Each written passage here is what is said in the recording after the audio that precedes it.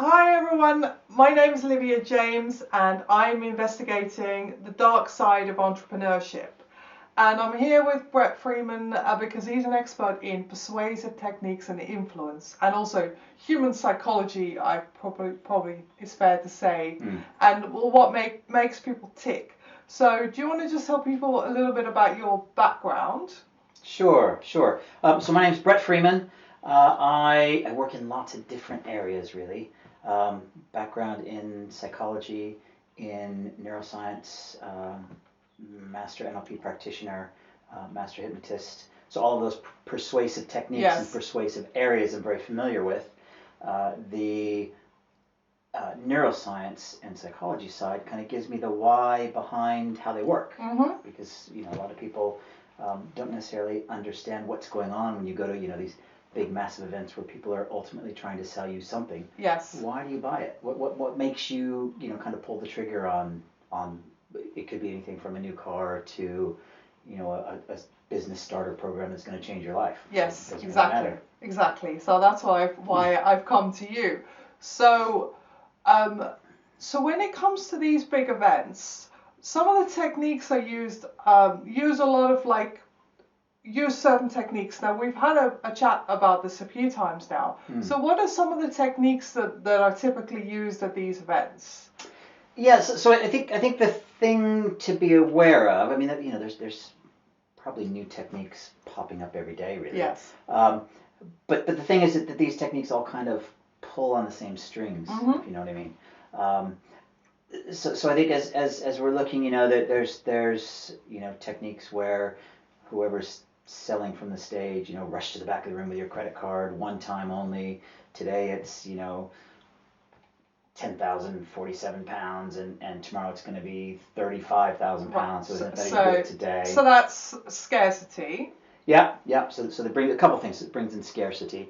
Also, it works on a principle called priming, right? And so a lot of sort of stage hypnotists use priming, right?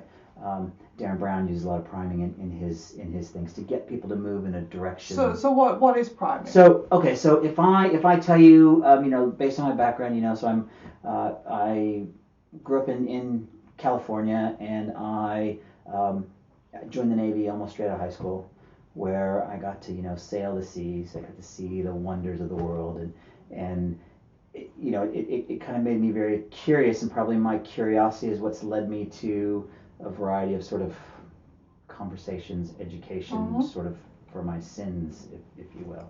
So if I tell you, think about, I want you to close your eyes, and I want you to picture in your mind, picture a lucky dwarf. Tell me when you got to picture a lucky dwarf. You want me to do it, right? Yeah, okay. Yeah. So you've got to picture lucky dwarf. You got it, right? Yeah. And so if I tell you, quick as you can, first thing that comes to your mind, tell me a number between 1 and 7. Is it 7? Of course. Yeah, of course. Because I told you that I joined the Navy and I sailed the seas, and there's 7 of them. I told you that I see the wonders of the world, and there's 7 of them. I told you that I study and I read for my sins, and there's 7 deadly ones. And then I said, think about a lucky dwarf. There's 7 dwarfs, and 7's associated with them. So I prime that number 7 in your head. And I've not consciously picked any of that up. Yeah. So that's okay. So a lot of these things. So if you notice, a lot of the packages that people will sell from the stage, they end in 7. Exactly. 47. 497. 497. And probably most people that are pricing that way, they don't even understand why they do it. They just do it because everybody else does it in the 7. But actually, you're priming for some bit of luck. Yes. And you're just helping somebody just ever so much make that decision. Okay. Right. So there's lots and lots of prime. Priming is fascinating because the way our brain works is we kind of hold information in kind of what are called schemas, and schemas are basically just a collection of information, collection of memories, collection of ideas. And if I can prime that schema for luck, for instance, primed your schema for the number 7, and then when I asked you, our brains are fundamentally lazy, so they want the shortest distance between 2 points. So you don't really want to think about it. Quick as you can. Give me a number 1 and 10, 7. Oh, it's because I primed that, right?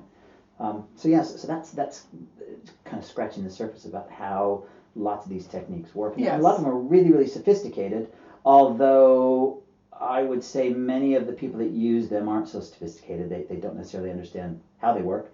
They just, maybe they learned it on the course that they bought. Yes, exactly.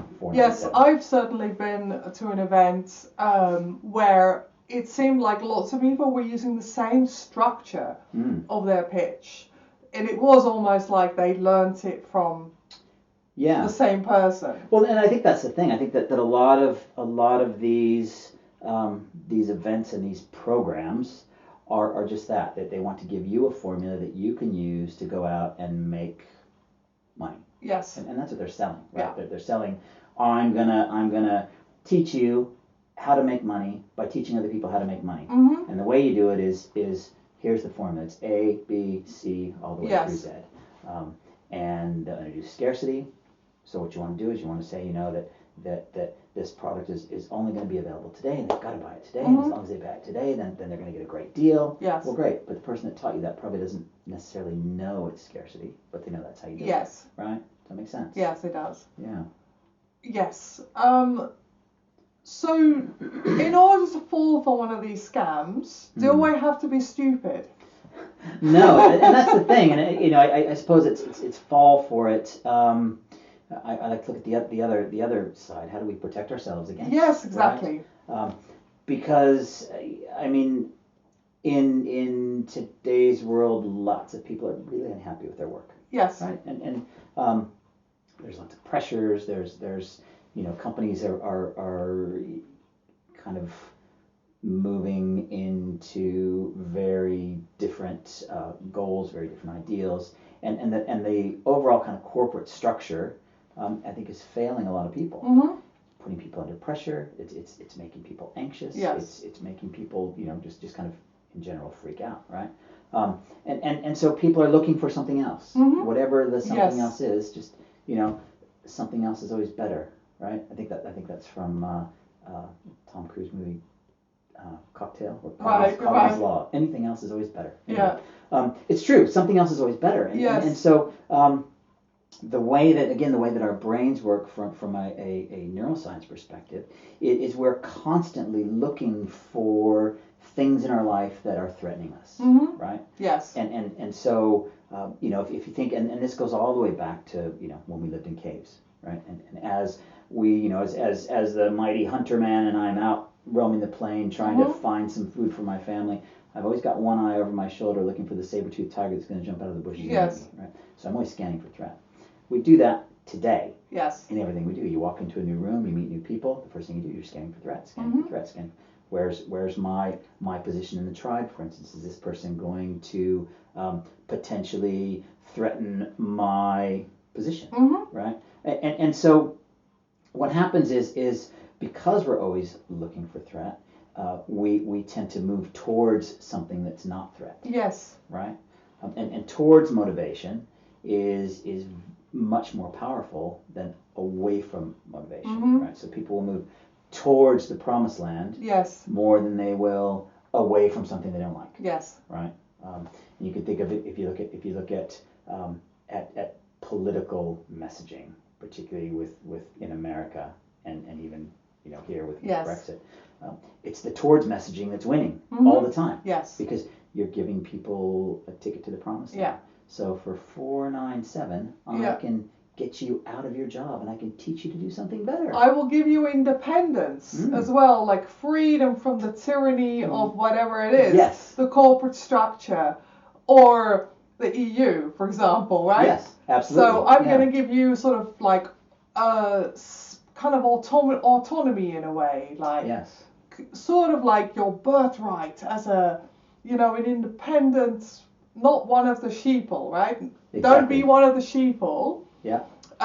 Don't be like someone who just works in a dead-end job all their lives and then, has a miserable retirement. No, be one of these, make millions from property without any money down. Yeah, whatever. Right. I mean, name your poison, whether it's property, whether it's crypto, whether it's public speaking, whatever. Yes. Right? Yeah. Exactly. Now, one of the things that also happens, you talked about the tribal thing, which is obviously massive from an evolutionary psychology point of view for humans. One of the things that also happens at these events is there are micro commitments, right? Raise your hand, move forwards, all these things. But also there are things like shaming tactics. So if somebody doesn't raise their hand immediately or enthusiastically enough, they are singled out and shamed and say, "Don't you want to?" Yeah, I mean, it amounts to bullying, doesn't it? Really, it does. But then people tend to want to conform, right? Because humans want to fit in, and you'll have heard the theory about from evolutionary psychology, that we are terrified of being cast out of the tribe. Of course. Because if we were cast out, then it would basically mean pretty much certain death. So some of these things also tend to come into play. So there is like wanting to go towards this thing. There is not wanting to be shamed.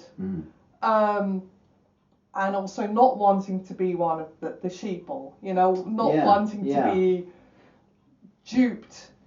Yeah. And they I think what they do is they whip up this excitement as well, where of course they do. Right? And this, I mean, this is a common theme. Even if you look at like the big mega churches in America, yes. Particularly what my wife calls the happy clappy churches, yes. right?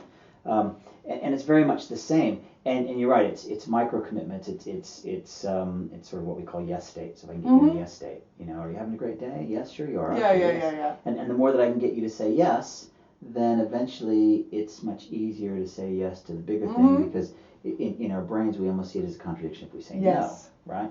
That's why you go to some of these events, particularly the big giant ones, and whenever the presenter's saying something, there's like a big blast of music. And what the blast of music is doing is it's conditioning you, right? Yes. It's anchoring your emotion to that blast of music.